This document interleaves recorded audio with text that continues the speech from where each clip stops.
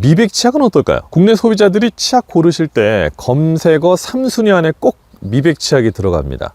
하얀 치아를 위해서 돈과 에너지를 하얗게 불태우죠. 얼굴 못생긴 건 참아도 그 누렁니는 못 참는다고. 우리는 그 하얀 치아의 진심이죠. 우리 민족은 정말 미백의 민족입니다. 그럼 미백 치약 쓰면 치아가 하얗게 될까요?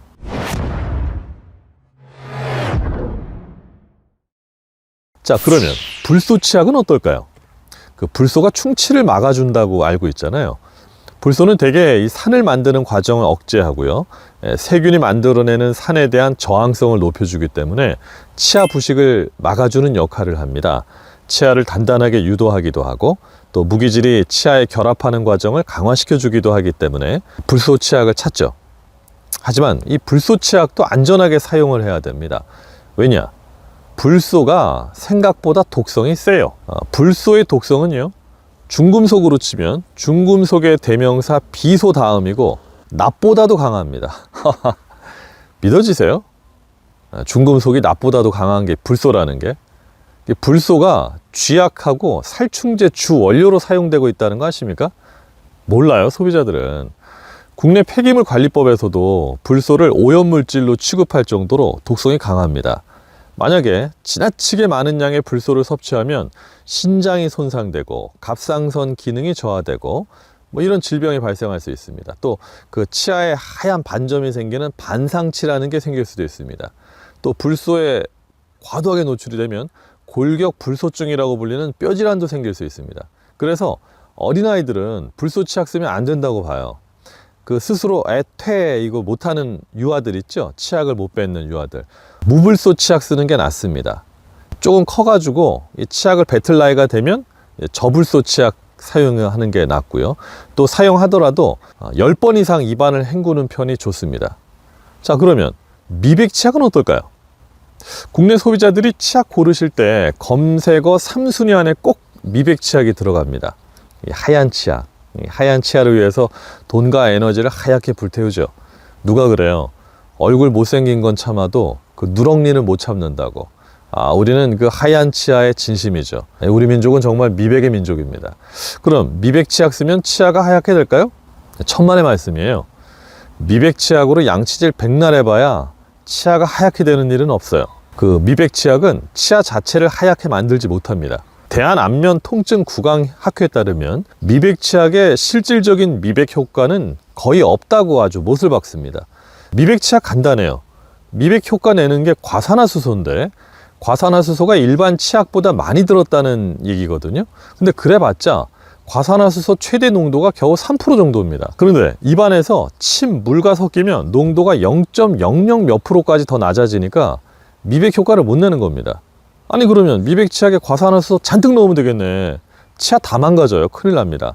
위험하기 때문에 3%가 최대치입니다. 3% 과산화수소 넣은 미백 치약으로 3분 양치해봐야 물하고 침하고 섞이니까 0.000 몇 프로밖에 안 될 거고 치아 미백 효과는 그냥 못 본다고 보시면 맞습니다. 그리고 미백 치약은 오래 쓰면 안 좋아요. 미백 치약을 장기간 사용하면 과산화수소 때문에 치아가 시릴 수 있습니다. 이게 가장 큰 문제거든요. 치아 과민증, 또 범랑질이 변화될 수 있고 과타액증 이런 부작용이 나타날 수 있다는 보고가 있습니다. 또 흔한 경우는 아니지만 이 구강 점막에 화상을 입히거나 염증 반응을 일으킬 수 있기 때문에 조심해야 됩니다. 때문에 유럽연합에서는 과산화수소 농도를 0.1% 초과하는 미백 치약은 18세 미만 어린이 청소년은 사용을 아예 못하게 하고 있습니다. 나는 미백 치약 써보니까 조금 하얗게 되던데, 이런 댓글 다시려고 하죠. 그 이유가 있어요.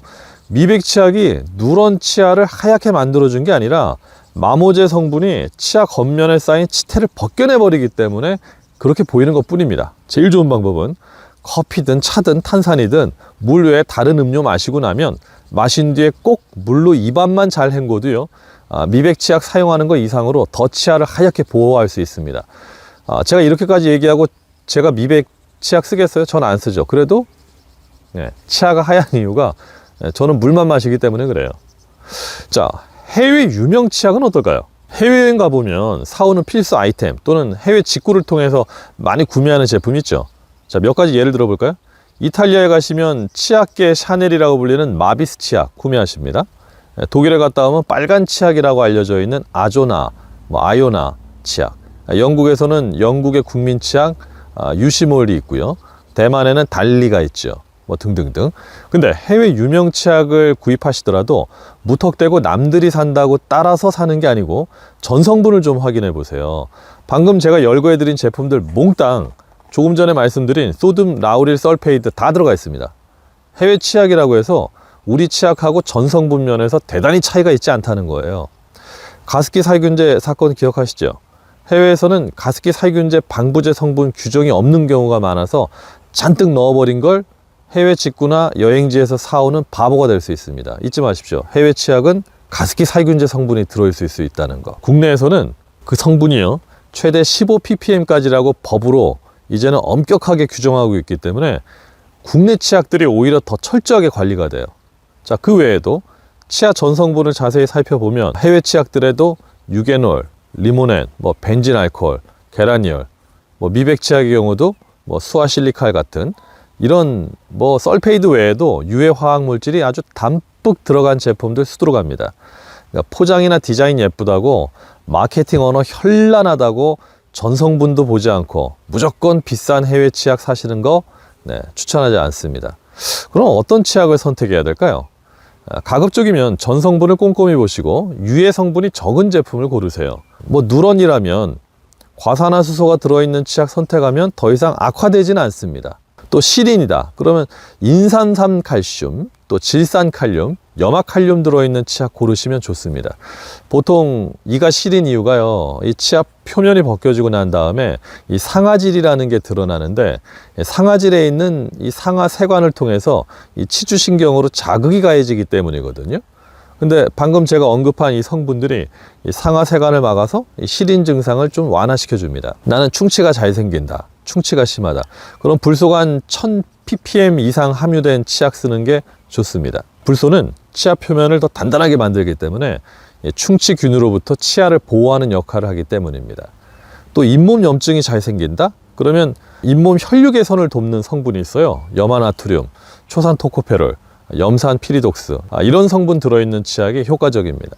이런 성분들이 잇몸의 혈류를 개선시키고 돕기 때문입니다. 자, 장문정TV를 통해서 토막 마케팅을 통해서 오늘도 유용한 정보를 얻으셨죠? 치아 관리 잘하자고 산 치약이 치아를 망가뜨릴 수 있다는 거 기억하십시오. 매우 입체적인 치아를 매우 평면적인 칫솔로 닦아대니까 치아는 관리가 잘 안 되는 곳 중에 하나죠. 100세 시대에 가장 관리해야 될 신체 부위, 그게 바로 치아입니다. 본인한테 맞는 치아 현명하게 고르시고 좋은 양치 습관으로 100세 시대 100년 쓰는 치아 되시길 바랍니다. 마케팅 맛동산 장문정이었습니다.